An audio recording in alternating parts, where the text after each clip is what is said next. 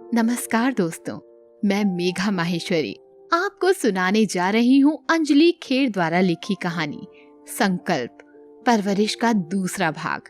इस कहानी को डिजाइन किया है अनमोल ने और इसके निर्माता है अनफोल्ड क्राफ्ट। जून माह में स्कूल का नया सत्र शुरू हो गया था। स्कूल का पहला दिन और आर्ट्स क्लास के पहले पीरियड में राशि मैडम आती हैं। कक्षा में करीब 35-40 बच्चे थे। मैडम ने उपस्थिति लेने के बाद बच्चों से आर्ट्स विषय लेने का उद्देश्य पूछा तो कुछ ने कहा कि उनको साइंस कठिन लगता है, तो कुछ ने कहा कि 10वीं कक्षा में गणित का पेपर बिगड़ गया था तो कम प्रतिशत आने के कारण साइंस नहीं मिला, और कुछ बच्चे थे जिन्होंने कहा कि प्रतियोगी परीक्षा की तैयारी करना चाहते हैं, इसीलिए उन्होंने ये विषय चुना। सबकी सुनने के बाद राशि मैडम बोली कि मैथ्स या बायो नहीं मिल पाया, इसीलिए आर्ट्स विषय चुनने के कारण मायूस होने की जरूरत नहीं। कोई जरूरी नहीं होता कि जो बच्चा पढ़ने में होशियार हो वो साइंस विषय ही चुने। हर विषय का अपना अलग महत्व होता है। बस जरूरत है लगन विश्वास के साथ अपनी जागती आंखों में एक सपना पालने की। इतना कहने के बाद राशि मैडम ने अपनी पर्स से समाचार पत्र की कटिंग निकाली और बच्चों को दिखाते हुए पूछने लगी, इस फोटो में क्या दिख रहा है सारे बच्चों को? एक बच्चा बोला, मैडम, जहाँ तक मुझे याद है ये फोटो पिछले साल पेपर में छपा था।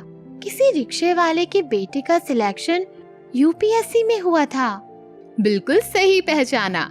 इसकी माँ मेरे घर चौका बर्तन किया करती थी और इसके पापा मेरी बेटी और मोहल्ले के दूसरे बच्चों को स्कूल ले जाया करते थे।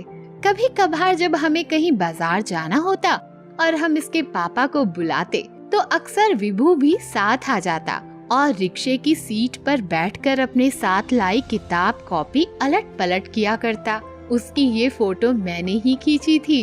इनकी माँ अक्सर मुझे बताया करती थी कि विभू का दिमाग बड़ा तेज है पढ़ाई में, कक्षा में अव्वल आता है। उसके पापा का मन है कि अच्छा पढ़ लिख कर सरकारी नौकरी करे, पर सरकारी स्कूल में पढ़कर भला कौन सी नौकरी मिलेगी? अंग्रेजी मीडियम स्कूल की फीस हर किसी के बस की बात नहीं। बात तो उसने 16 आने सच कही थी कि मजदूरी से परिवार का पालन पोषण करने वाले के लिए ऐसे सपने देखना बड़ा बेमानी सा था, पर ये भी सही था कि अभाव में ही प्रभाव होता है। राशि मैडम ने आगे बताया कि विभू का पढ़ाई के प्रति लगाव देखकर उसकी पढ़ाई की जिम्मेदारी उन्होंने संभाली, क्योंकि उन्हें विभू में बहुत संभावना नजर आ रही थी। मैडम की बेटी उससे 1 साल ही बड़ी थी। उसकी सारी किताबें नोट्स विभू को मिल जाते। बोर्ड परीक्षा में मेरिट में आने पर उसे सरकार की ओर से स्कॉलरशिप मिलती गई। क्योंकि मैडम की बेटी ग्रेजुएशन के साथ दिल्ली में रहकर यूपीएससी की कोचिंग ले रही थी, तो उसको जो भी मटेरियल पढ़ने को मिलता बेटी मेल में सारा मटेरियल मैडम को भेज दिया करती। राशि मैडम ने विभू के सारे सिलेबस को सेट करके तैयार कर रखा था। हालांकि उनकी बेटी का दोनों बार इंटरव्यू में सिलेक्शन नहीं हुआ, पर विभू ने पहली ही बार में AIR 10 रैंक बनाई।